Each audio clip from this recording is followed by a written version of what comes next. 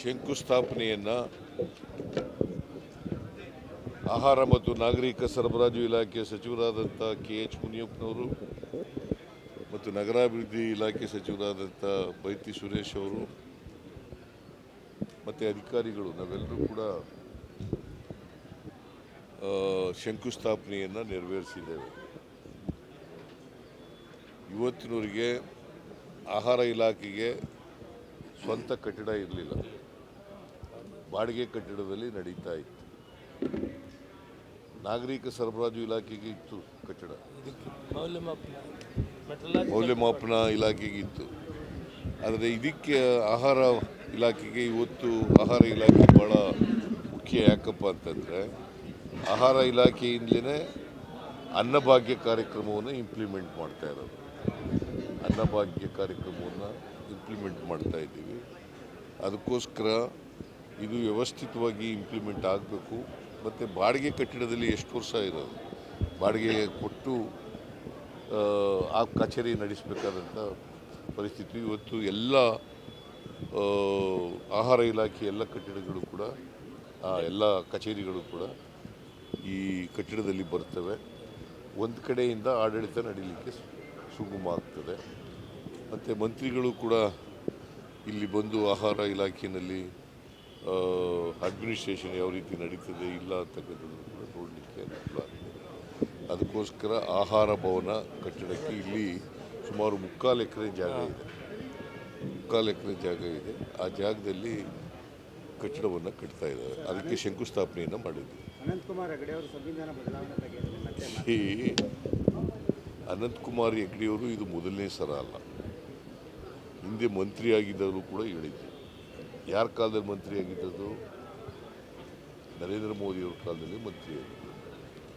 ನರೇಂದ್ರ ಮೋದಿಯವರು ಅವರನ್ನು ಮಂತ್ರಿಮಂಡಲದಿಂದ ಬಿಡೋದಾಗಲಿ ಅವ್ರ ಮೇಲೆ ಶಿಸ್ತಿನ ಕ್ರಮ ಆಗಲಿ ತಗೊಳ್ಳಿಲ್ಲ.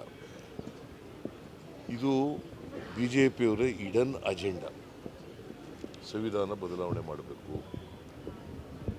ಈಗ ಅವ್ರೇನು ಹೇಳಿದ್ದಾರೆ, ಸಂವಿಧಾನಕ್ಕೆ ಬೇರೆ ಬೇರೆ ಅನಗತ್ಯ ವಿಚಾರಗಳನ್ನೆಲ್ಲ ಮಾಡಿದ್ದಾರೆ ಅಂತ ಹೇಳ್ತಾರೆ ಅಲ್ವಾ. ಅದಕ್ಕೋಸ್ಕರವಾಗಿ ನಮಗೆ 2/3 ಮೆಜಾರಿಟಿ ಬೇಕು ಪಾರ್ಲಿಮೆಂಟ್ನಲ್ಲಿ. ಅಂದರೆ ಸಂವಿಧಾನ ಬದಲಾವಣೆ ಮಾಡಲಿಕ್ಕೆ 2/3 ಮೆಜಾರಿಟಿ ಬೇಕು ಅವರಿಗೆ. ದೇಶ ಉದ್ಧಾರ ಮಾಡೋಕ್ಕಲ್ಲ, ಬಡವರು ಉದ್ಧಾರ ಮಾಡೋಕ್ಕಲ್ಲ, ಸಂವಿಧಾನ ಬದಲಾವಣೆ ಮಾಡೋಕ್ಕೆ. ಯಾಕಂತಂದರೆ ಅವರು ಮರುವಾದವನ್ನು ಸಮರ್ಥನೆ ಮಾಡ್ತಕ್ಕಂಥದ್ದು, ಮನುಸ್ಮೃತಿಯನ್ನು ಇದನ್ನು ಸಮರ್ಥನೆ ಮಾಡ್ತಕ್ಕಂಥವ್ರು. ಮನುಸ್ಮೃತಿಗೆ ಅನುಗುಣವಾಗಿ ಸಂವಿಧಾನ ಇರಬೇಕು ಅಂತಕ್ಕಂಥದ್ದು ಅವರ ಇಡನ್ ಅಜೆಂಡಾ. ಅದಕ್ಕೆ ಇಡೀ ದೇಶದ ಬಡವರು, ದಲಿತರು, ಹಿಂದುಳಿದವರು, ಅಲ್ಪಸಂಖ್ಯಾತರು ಎಲ್ಲರೂ ಕೂಡ ಇದನ್ನು ವಿರೋಧ ಮಾಡ್ತಾರೆ.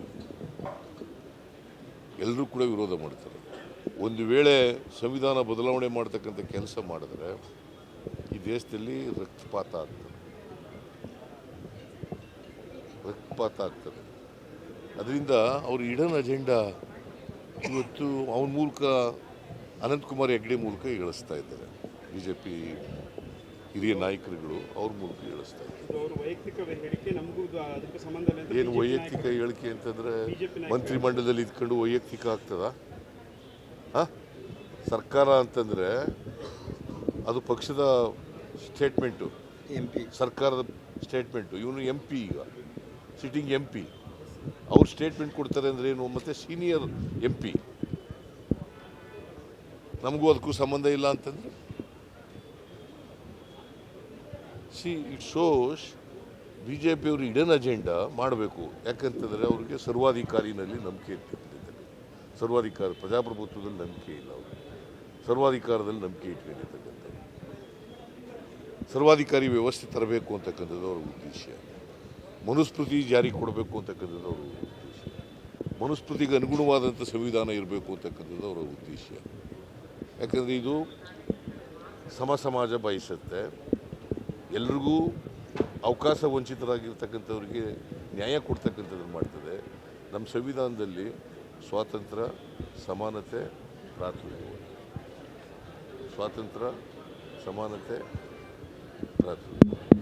ಗೊತ್ತಾಯ್ತಾ? ಸ್ವಾತಂತ್ರ್ಯ ಅಂದರೆ ಏನು? ಆರ್ಥಿಕ ಸಾಮಾಜಿಕ ಸ್ವಾತಂತ್ರ್ಯ, ರಾಜಕೀಯ ಸ್ವಾತಂತ್ರ್ಯ ಎಲ್ಲರಿಗೂ ಸಿಗಬೇಕು ಅಂತಕ್ಕಂಥ ಹೇಳೋದು. ನಾನು ಇದನ್ನು ಹೇಳ್ತಾ ಇದ್ದೀನಿ, ನೀನು ಅದು ಇನ್ನೇನು ಕೇಳ್ತಾ ಇದ್ದೀನಿ. ಇವತ್ತು ಹಿಂದೂ ಪತ್ರಿಕೆ ಓದಿದ್ರ ಅವ್ರಿಗೂ ಅಧ್ಯಕ್ಷರಿಗೂ ಡಿಫ್ರೆನ್ಸಸ್ ಬಂದು ರಾಜೀನಾಮೆ ಕೊಟ್ಟಿರೋದು. ಹಿಂದೂ ಪತ್ರಿಕೆ ಓದಿದ್ದೇನಪ್ಪ, ನೀವು ಓದಿಲ್ಲ ಮಾಡಿಲ್ಲ, ಸುಮ್ಮನೆ ನನಗೆ ಕೇಳಿ. ನರೇಂದ್ರ ಮೋದಿ ಅವರು ಚುನಾವಣಾ ಪ್ರಚಾರ ಕರ್ನಾಟಕದಿಂದ ಆರಂಭಿಸ್ತಾ ಇದ್ದಾರೆ ಸರ್. ಮಾಡಲಿ, ಬೇಡ ಅಂದವರು ಚುನಾವಣೆಯಲ್ಲಿ ಅವರು ಒಂದು ರಾಜಕೀಯ ಪಕ್ಷ ಮಾಡಿ, ನಾವು ಪ್ರಾರಂಭ ಮಾಡಿದ್ವಿ.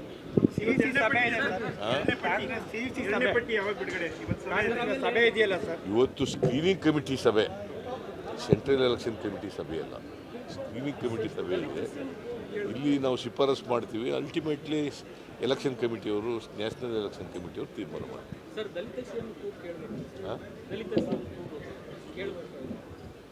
ಅಂಬೇಡ್ಕರ್ ಏನು ಹೇಳಿದ್ರು ಅದನ್ನು ಮಹದೇವಪ್ಪ ಹೇಳಿದ್ದಾರೆ ಅಷ್ಟೇ. ಯಾಕಂತಾರೆ ನಮ್ಮ ಕೈಯಲ್ಲಿ ಅಧಿಕಾರ ಇರಬೇಕು, ನಿರ್ಣಯ ಮಾಡ್ತಕ್ಕಂಥ ಜಾಗದಲ್ಲಿ ಇರಬೇಕು ಅಂತ ಹೇಳಿದ್ದಾರೆ ಅಂಬೇಡ್ಕರ್. ಈ ವಿಡಿಯೋ ನಿಮಗೆ ಇಷ್ಟವಾದಲ್ಲಿ ಲೈಕ್ ಮಾಡಿ, ಶೇರ್ ಮಾಡಿ, ಸಬ್ಸ್ಕ್ರೈಬ್ ಮಾಡಿ.